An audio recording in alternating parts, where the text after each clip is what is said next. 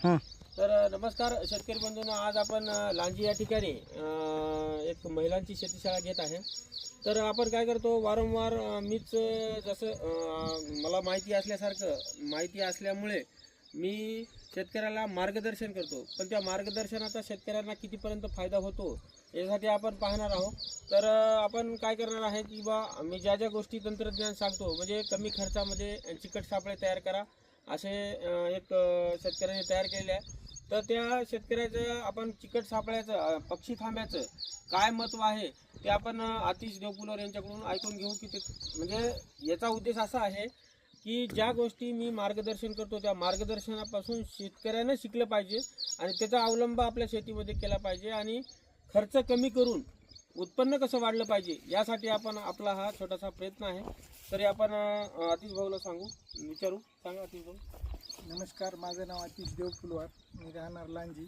आम्ही आमच्या गावात जे आमचे सर आहेत, राजूरकर सर कृषी सहाय्यक, ते आम्हाला वेळोवेळी या संदर्भात मार्गदर्शन करतात की बाबा कमी खर्चामध्ये कशी शेती केली पाहिजे.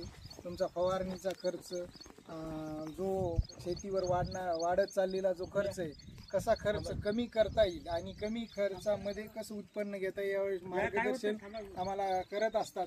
त्या माध्यमातूनच त्यांनी आम्हाला जे मार्गदर्शन आज केलेलं आहे त्या मार्गदर्शनाचाच उपयोग करून आम्ही आम्ही पक्षी थांबे तयार केलेले आहेत. आता हे पक्षी थांब्याचा उपयोग म्हणजे काय, तर या पक्षी थांब्यामुळे जे पक्षी असतात आपल्या पिकामध्ये जेव्हा येतील बसतील त्यावेळेस ते आपल्या पिकावर जे काही आळी कीटक वगैरे जे आपल्या याला असतात तर ते वेचून खातात. त्यामुळे सुद्धा आपली फवारणीचा 1 ते 2 फवारणीचा खर्च वाचू शकतो.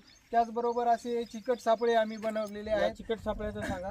या चिकट सापळ्यामुळे काय होते, तर हे जे चिकट सापळे आहेत असे चिकट सापळे जर बनवले तर याला जास्त काही खर्च लागत नाही.